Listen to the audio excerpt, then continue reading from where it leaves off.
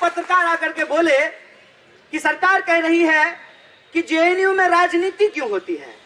हम बोले जेएनयू में लोग राजनीति पढ़ते हैं, पॉलिटिकल साइंस डिपार्टमेंट है वहां पे। और तो और मोदी जी भी इंटायर पॉलिटिकल साइंस पढ़े हैं। डिग्री नहीं है उनके पास, है कि नहीं है हम नहीं जानते हैं, हम पढ़ते हैं। देख भी लीजिए हमारा, आप लोग वहां जो है 35 साल पीएचडी करते हैं। गजब बात करते हो यार, 35 साल में हम पीएचडी कर लिए तो अपराध कर दिए। अब मोदी जी एमए किए हुई डिग्री नहीं दिखा रहे हैं तो बजाओ ताली। पता नहीं गिनती कैसे गिना, नजीब को आज तक नहीं ढूंढ पाए। जेएनयू के डस्टबिन से 3000 कॉन्डोम। विजुअल दिमाग में लाइए। डस्टबिन के पास बैठ करके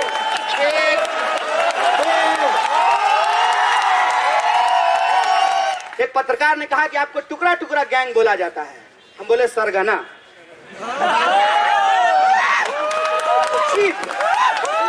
चीफ बोला जाता है।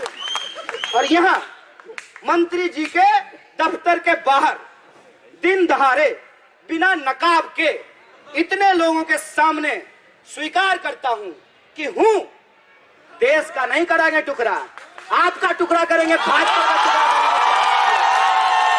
जान लीजिए क्या मेरिट है आपके लल्ला का, क्या मेरिट है, क्या मेरिट है। सिर्फ इस बात को छोड़ दिया जाए कि उनकी शकल हूबहू अमित शाह से मिलती है, उस आदमी का क्या मेरिट है, उसको कैसे इस देश में बीसीसीआई का सेक्रेटरी बना दिया गया है। पूछेंगे कोई सवाल, कोई ठोकेगा ताल, बताएगा कि नेशन वांट्स टू नो। हम चैलेंज करते हैं, हिम्मत करेंगे सवाल। जैसे भाजपा जब चुनाव हार जाएगी ना तो बाइट देने के लिए शाहनवाज हुसैन को भेज देगी। अब भाजपा जब जीत जाएगी तब पात्रा आएंगे मोदी जी की कृपा समझाने के लिए। अभी जब जेएनयू का मामला हुआ है तो दोनों जेएनयू के एलुमनाई को आगे कर दिया है। एक एलुमनाई ने कहा कि हमारे समय में टुकड़ा टुकड़ा गैंग नहीं था। सर 2014 से पहले टुकड़ा टुकड़ा सरकार भी नहीं था। क्या कह करके कि सरकारी संस्थान परफॉर्मेंस नहीं करते हैं और बेशरम की तरह इसरो के साथ जाकर के फोटो भी खिंचवा आते हैं। वाह मोदी जी वाह, कमाल आदमी, लव यू। आप भक्त बोल करके उसकी भावनाओं को हर्ट मत कीजिए। आप ही सोचिए, आपको अगर किसी से मोहब्बत होगी, उसके बारे में खराब बात बोलेगा तो बुरा लगेगा ना, तो आप उसकी भावनाओं को हर्ट मत कीजिए। सिर्फ उससे ये पूछिए, दोस्त आओ चाय पीते हैं, चलो थोड़ा हम भी चाय पे चर्चा कर लें। ये बताओ, एक ही तो दिल है तुम्हारे पास, मोदी जी जीत लिए हैं, कोई दिक्कत नहीं है, दिल तुम उनको दे दिए, दिल दे चुके सनम, दिमाग तो है,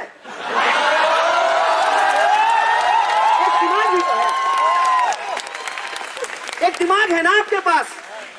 अब सोच के देखिए, दिल्ली का चुनाव हो रहा है, करोड़ों लोग यहां पे रहते हैं, दिल्ली की अपनी समस्याएं हैं, दिल्ली में लोगों के फेफड़े खराब हो रहे हैं, एडवाइजरी जारी होता है कि सुबह टहलने के लिए नहीं निकलिए, जबकि कहा जाता है कि सुबह टहलने से लोग स्वस्थ रहते हैं, दिल्ली में अस्वस्थ हो जाते हैं।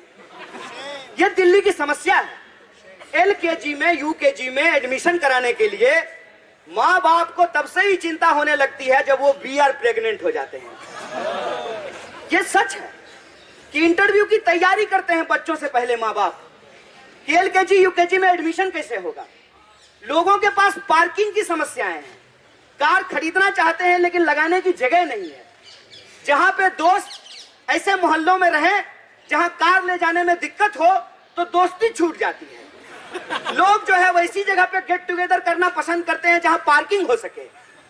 दिल्ली के लोग साफ हवा, साफ पानी, अच्छी शिक्षा, बिजली, सुरक्षा ये मांग रहे हैं।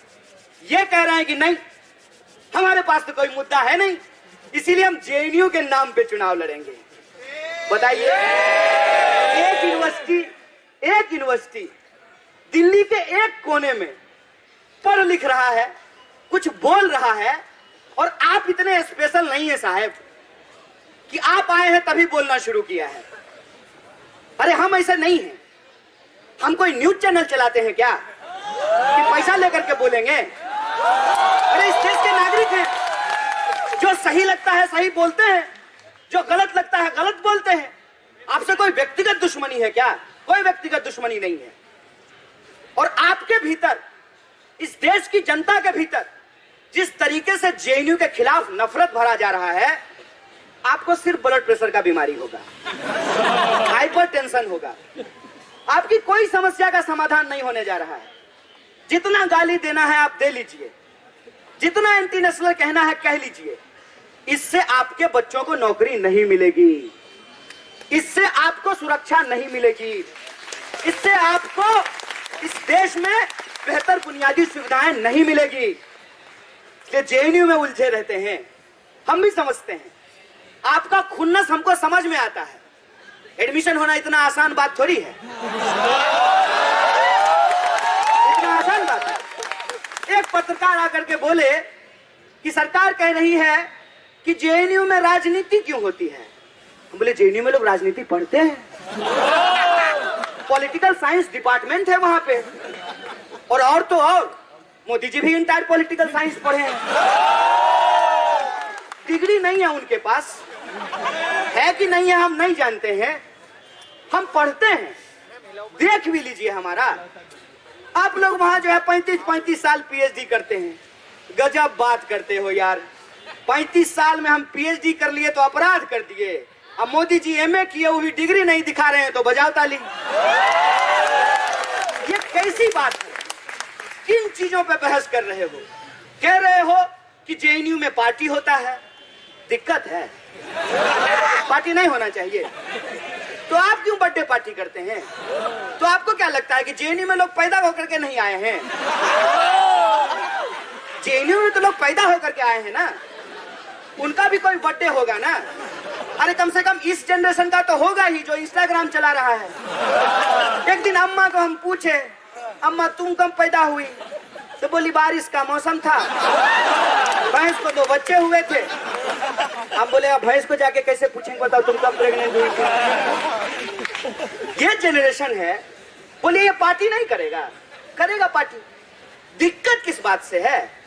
एक बात बता दीजिए कि हमको भाई इस बात से दिक्कत है जेएनयू से। कोई एक चीज बता दीजिए, किस बात से दिक्कत है? पार्टी करते हैं उससे दिक्कत है, पता नहीं गिनती कैसे गिना। नजीब को आज तक नहीं ढूंढ पाए। जेएनयू के डस्टबिन से 3000 कॉन्डोम। विजुअल दिमाग में लाइए। डस्टबिन के पास बैठ करके 1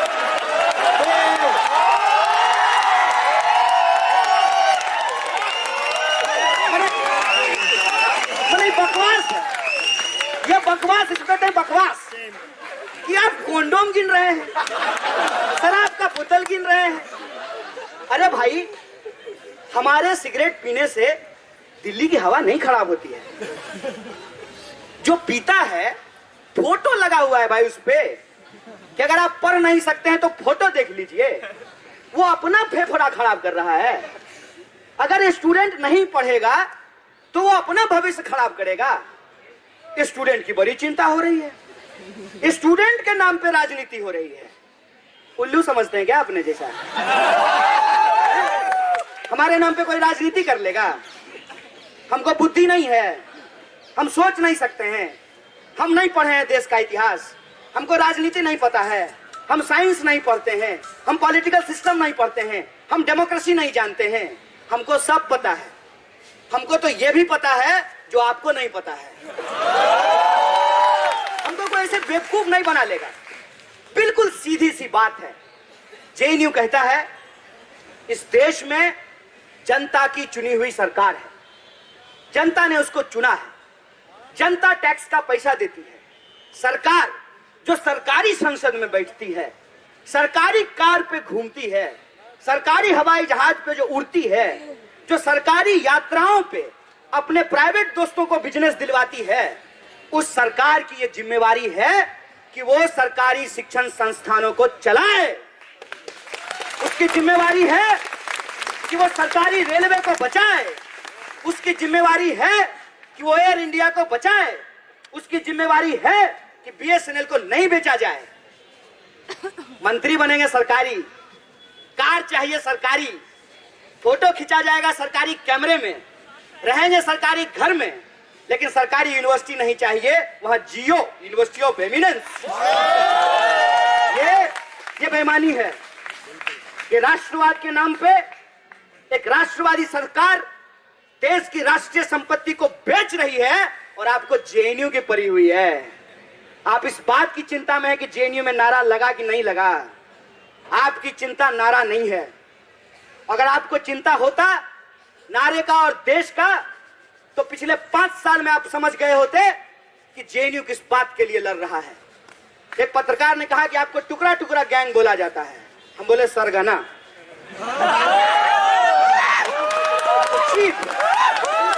चीफ बोला जाता है।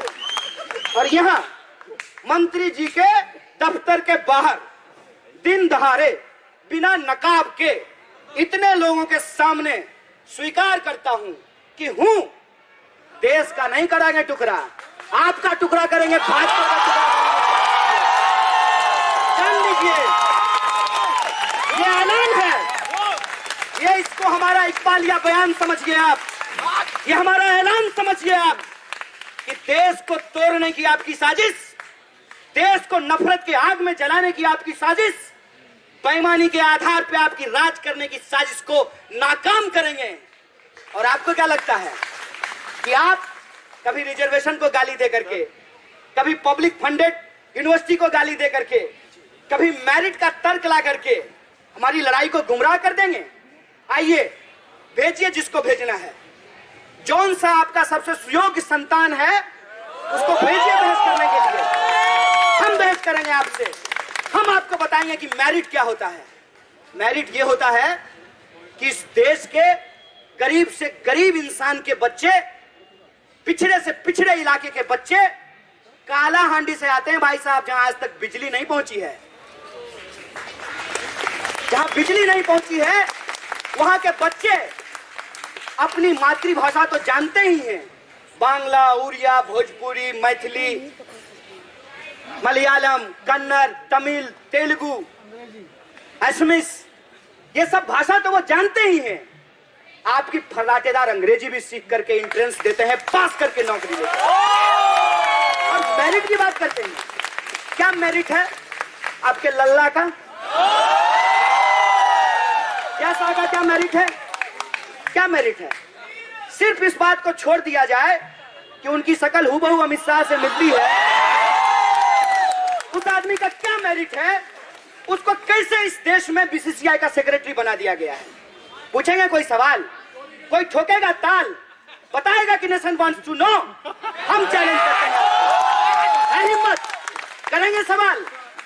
जेएनयू से आपको चिढ़ इसलिए है कि जेएनयू सिर्फ जवाब देना नहीं सिखाता है, जेएनयू सवाल पूछना सिखाता है। और वो रवायत हमारे भीतर है। और आपको यह लगता है पुलिस से हमारी कोई लड़ाई नहीं है, क्योंकि हम लोग हमेशा ये नारा लगाए हैं, ये अंदर की बात है, पुलिस हमारे साथ है। अरे जेएनयू जब बचेगा तो आपका बच्चा भी पढ़ेगा। कोशिश करके देख लीजिए, देखिए आपको बच्चे को पढ़ाने में क्या तकलीफ होती है। और मेरी माँ तो सरकारी नौकरी नहीं है, 3000 कमाती है। बताइए, जेएनयू था, इतना पढ़ा के सिखा दिया है ना कि जो आप पे हुक्म चलाता है ना उसको हम आंख दिखाते हैं, आंख दिखाते हैं। जेएनयू की बचाने की लड़ाई आपके हक और अधिकार की लड़ाई है, आपके बच्चों के पढ़ने की लड़ाई है। इस देश में गरीब से गरीब इंसान ये सोच सके कि हम पीएचडी करेंगे, हम भी अंग्रेजी बोलेंगे, हम भी जीभ टेढ़ी करके ब्रिटिश और अमेरिकन दोनों एक्सेंट में अंग्रेजी बोलेंगे। ये आत्मविश्वास देता है ये यूनिवर्सिटी। ये यूनिवर्सिटी डराती नहीं है। ये यूनिवर्सिटी ये नहीं देखता है कि आपके बटुए में पैसा कितना है। ये यूनिवर्सिटी ये नहीं देखती है कि आप जूता किस ब्रांड का पहन करके आए हैं। ये यूनिवर्सिटी ये नहीं देखती है कि मोदी जी की तरह आपने जर्मन चश्मा लगाया है कि नहीं लगाया है। ये यूनिवर्सिटी ये नहीं देखती है कि आपके पप्पा के पास लेटेस्ट एप्पल है कि नहीं है। ये यूनिवर्सिटी आपकी टूटी फूटी अंग्रेजी के चलते आपको बेइज्जत नहीं करती है। ये यूनिवर्सिटी आपको सिखाती है, आपके साथ बैठती है, आपके भीतर आत्मविश्वास पैदा करती है। इस यूनिवर्सिटी का गेट किसी को डराता नहीं है, क्योंकि ये यूनिवर्सिटी है, किसी मॉल में चलने वाला कोई 50% छूट की सेल वाला दुकान नहीं है। अगर आपके पास पैसा नहीं है तो आप मॉल के शीशे वाले गेट के भीतर घुसने का हिम्मत नहीं करेंगे, आपको डर लगेगा। आप कपड़े का क्वालिटी चेक करने से पहले उसका टैग देखते हैं कि दाम क्या है, देखते हैं कि नहीं देखते हैं। ये यूनिवर्सिटी नहीं डराती है। अरे क्या फर्क पड़ता है कि किसकी मां कहां कमाती है और कितना कमाती है। यूनिवर्सिटी ने कहा है कि ये हमारे बच्चे हैं, अगर हमारे मानदंड को ये पूरा करते हैं, अगर ये एंट्रेंस पास करके आए हैं तो हम इनको पढ़ाएंगे। तो एक ही बात की चिंता रहती थी ना कि किसी तरह से एंट्रेंस पास कर लेना है। खैरात में नहीं मिला है, जैसा की तरह हमको खैरात में नहीं मिला है बीसीसीआई का कोर्स। अपनी मेहनत से एंट्रेंस पास करके अपनी मातृभाषा में स्कूलिंग करने के बावजूद अंग्रेजी पढ़ करके, अंग्रेजी सीख करके, अंग्रेजी में एग्जाम दे करके जेएनयू में एडमिशन लेते हैं। आप ठीक नहीं थे। और जेएनयू सिर्फ आज की पीढ़ी के लिए नहीं लड़ता है। अगर आज की पीढ़ी के लिए लड़ रहा होता तो आज जेएनयू के सारे पुराने प्रेसिडेंट यहां खड़े नहीं होते। बत्तीलाल भैरवा का नाम इतने गौरव से लिया जाता है। देखिए कि वो पुराने प्रेसिडेंट आज यहां खड़े हैं आप लोगों के साथ। ये जेएनयू की रवायत है कि हम सिर्फ अपने लिए नहीं जीना सीखते हैं, दूसरे का भी जीने का अधिकार है, इस बात के लिए भी खड़े होते हैं। जेएनयू के स्टूडेंट जो आज जेएनयू में पढ़ रहे हैं, एक पत्रकार हमको बार बार कह रहा था कि जो दे सकते हैं उनको देने में क्या दिक्कत है। अरे जो तुमको दे सकते हैं उनसे तो तुम ले ही रहे हो।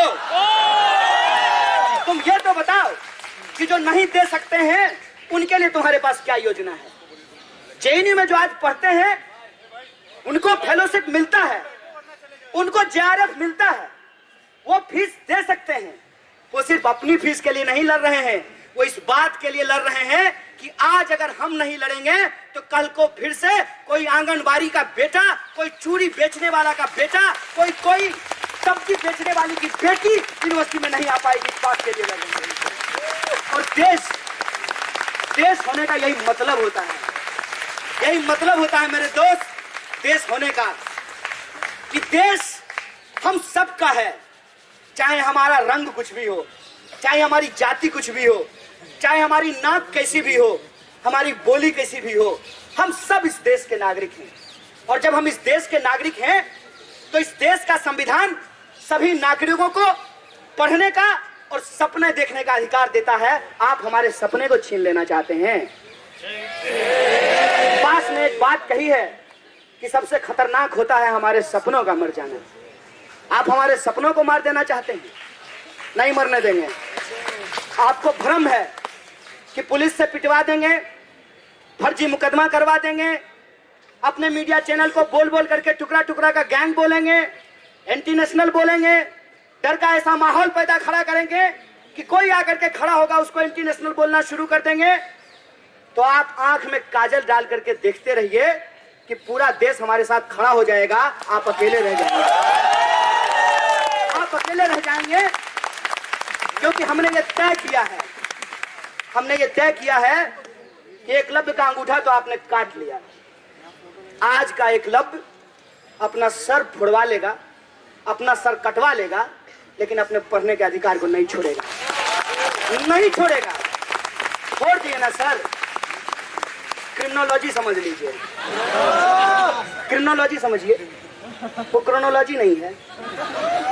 क्रिमिनोलॉजी ये है कि पहले एक देश की यूनिवर्सिटी को, जिसने इस देश को क्या नहीं दिया है, भारी बेशरम लोग हैं, दुद्दू को मंत्री बनाए हुए हैं जेएनयू से, दुद्दू को। और इस्तेमाल क्या करते हैं हमारे दोनों पुराने एलुमनाई का। जैसे भाजपा जब चुनाव हार जाएगी ना तो बाइट देने के लिए शाहनवाज हुसैन को भेज देगी। अब भाजपा जब जीत जाएगी तब पात्रा आएंगे मोदी जी की कृपा समझाने के लिए। अभी जब जेएनयू का मामला हुआ है तो दोनों जेएनयू के एलुमनाई को आगे कर दिया है। एक एलुमनाई ने कहा कि हमारे समय में टुकड़ा टुकड़ा गैंग नहीं था। सर, 2014 से पहले टुकड़ा टुकड़ा सरकार भी नहीं था। और ये साजिश, ये क्रिमिनोलॉजी आप समझिए कि अगर किसी महिला का जमीन कब्जा करना हो, उसकी पति की मौत हो गई है, तो उस विधवा को बदचलन साबित करना बहुत जरूरी है। पहले उसको डायन बताया जाएगा, उसके गले में जो है जूते की माला पहना करके उसको गांव में घुमाया जाएगा, फिर गांव के दबंग जो है उसकी जमीन को कब्जा कर लेंगे।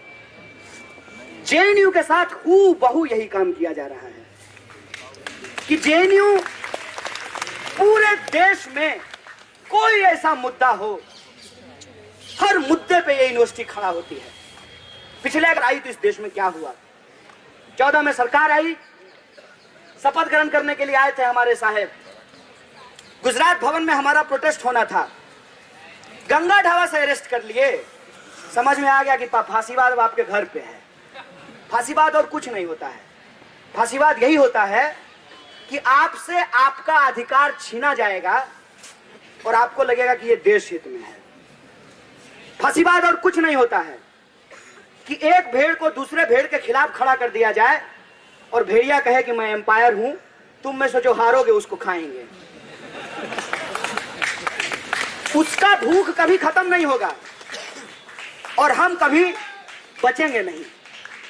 ये हमको समझना पड़ेगा कि दो भेड़ अगर लड़ रहे हैं तो कोई एक भेड़ ही हारेगा ना दोस्त। भेड़िया तो बैठ के खाएगा ना ब्रेकफास्ट विद सॉस। और कुछ नहीं होता है फांसीवाद। इससे पहले एक शब्द आया था, उदारवाद है? उदारवाद क्या है? उदारवाद कि कोका कोला के सामने सत्तू और लस्सी जाकर कहे हाय हाउ आर यू, मैं उदारवादी हो गई हूं, तुम भारत के बाजार में आ जाओ, लोग अब लस्सी और सत्तू नहीं पिएंगे, अब जो है ठंडा मतलब कोका कोला होगा। यही होता है ना उदारवाद, कि भेड़ चल करके भेड़िए के पास जाए और कहे कि उदारवादी समय में मैं उदारवादी हो गई हूं, मुझे खा जाओ। इस देश में इस नीति ने इस देश का बेड़ा गर्क किया है। इतने यूनिवर्सिटीज खुले, इतने कॉलेज खुले, ट्रेन में अगर पूछ दीजिए किसी विद्यार्थी से कि क्या करते हो, हर दूसरा तीसरा कहेगा कि इंजीनियर हैं।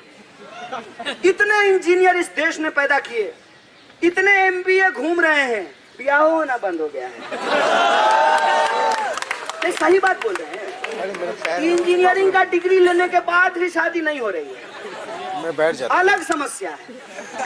नौकरी का गारंटी नहीं है।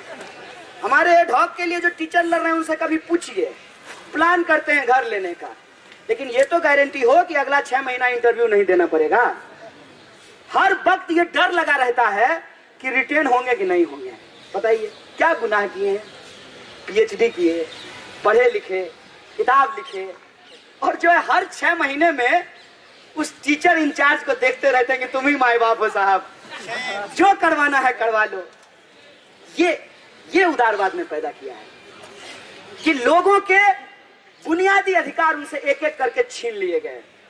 क्या कह करके कि सरकारी संस्थान परफॉर्मेंस नहीं करते हैं और बेशरम की तरह इसरो के साथ जाकर के फोटो भी खिंचवा आते हैं। मोदी जी वाह, कमाल आदमी, लव यू लव यू। आप ये कह रहे हैं कि सरकारी संस्थान परफॉर्मेंस नहीं करते हैं, इसरो भी तो सरकारी है। जेटली जी एम्स में जाकर के इलाज करवाया है, वो भी तो सरकारी है। जिस जेएनयू को आप इतना बदनाम करते हैं, हर साल बेस्ट यूनिवर्सिटी का पुरस्कार ले लेता है। यही गुनाह है ना, यही गुनाह है कि आप सोचते हैं इसलिए आपके सर पे रॉड मारा गया है, आपके सर पे रॉड मारा गया है। पास को उनके सर में गोली मारी गई थी, किस लिए? क्योंकि वो सोचते हैं। और भगत सिंह ने कहा है, इंसान को मार दोगे, विचार को कैसे मारोगे? कैसे मारोगे विचार को? और ये जो आपकी विचारधारा है, इस विचारधारा से उनको डर लगता है, इसीलिए ये एशियन पेंट का दुकान खोल करके बैठ गए हैं। जिसको देखिए उसको जो है ये पेंटिंग करते रहते हैं, ब्रश उठाते हैं, ये लाल रंग है, लाल रंग से रंगे हुए सभी पदार्थ को आज से एंटी नेशनल कहा जाएगा। यस, कोई रंग की लड़ाई हो रही है, किसी रंग के लिए लड़ रहे हैं, भविष्य के लिए लड़ रहे हैं दोस्त। कोई रंग की लड़ाई लड़ रहे हैं। हमारे जेएनयू के टीचर को गृह मंत्री बनना है कि अमित शाह के खिलाफ बोल रहे हैं? प्रधानमंत्री इनको बनना है? अरे ये आरोप अगर मेरे ऊपर लगाएंगे तो ठीक है, हम चुनाव लड़ेंगे। तो हम तो लड़ ही रहे हैं आपसे, हम तो लड़ ही रहे हैं, लड़ रहे हैं, हर जगह लड़ेंगे।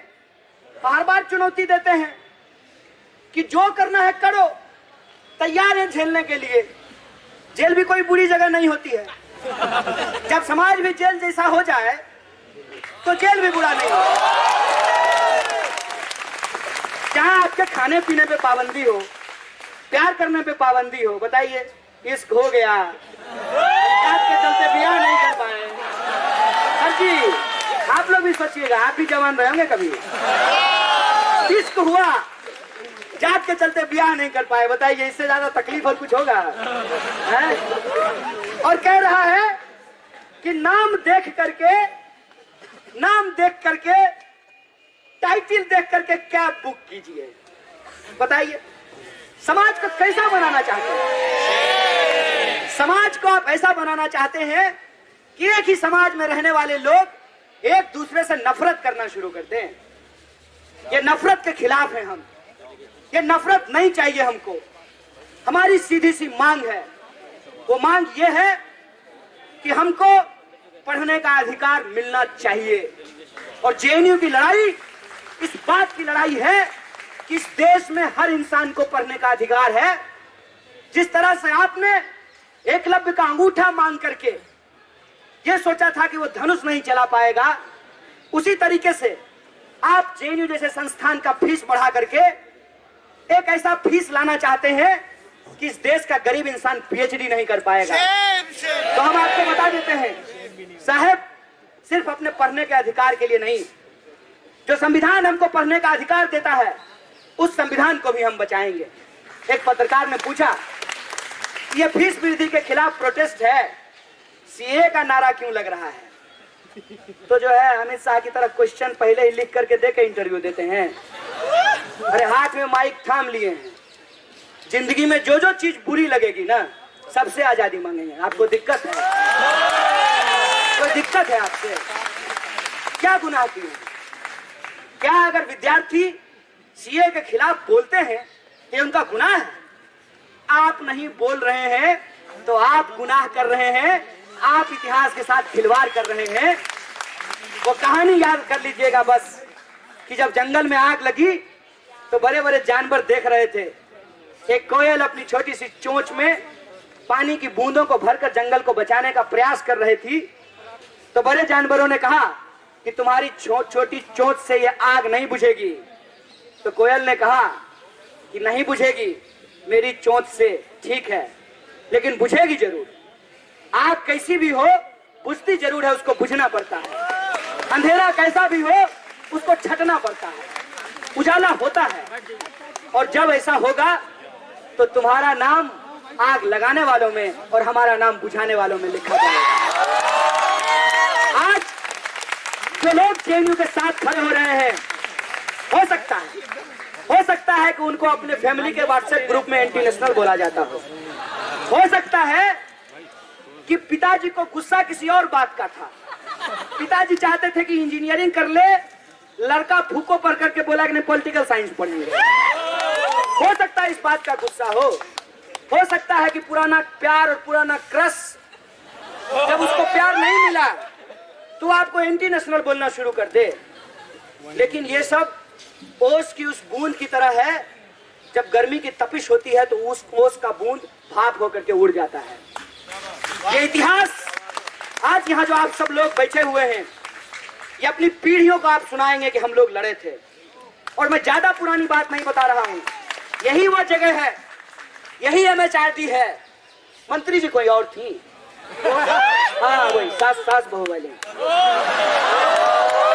मंत्री जी को रोड पे आना पड़ा था। रोड पे जब जनता रोड पे आती है ना, तो सरकार भी ऐसी कमरों में नहीं रह सकती है, उसको रोड पे आना पड़ता है।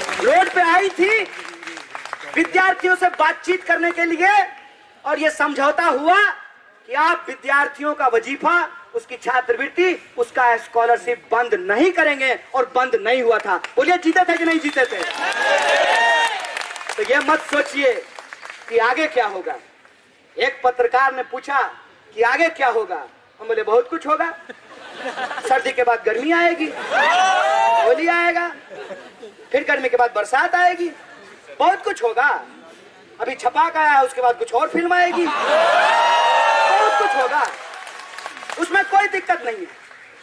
लेकिन एक बात आपको बता देते हैं जो नहीं होगा, वो ये है कि इस देश को हिंदू मुसलमान के नाम पे बंटने नहीं दिया जाएगा। इस देश में लोगों के जो पढ़ने का अधिकार है उसको छीनने नहीं दिया जाएगा। इस देश में जो सरकारी संस्थान है तथा कथित राष्ट्रवादी सरकार को राष्ट्रीय संपत्ति को बेचने नहीं दिया जाएगा। इस देश में महज एक कागज के टुकड़े के आधार पे किसी से उसके भारतीय होने का प्रमाण पत्र नहीं छीना जाएगा। इस देश में किसी के जातीय पहचान के चलते उसके साथ छुआछूत बर्दाश्त नहीं किया जाएगा। इस देश में लड़का और लड़की का भेद करके ये लैंगिक भेद को स्वीकार नहीं किया जाएगा। ये बात मैं आपको बता देता हूं कि ये जरूर होगा।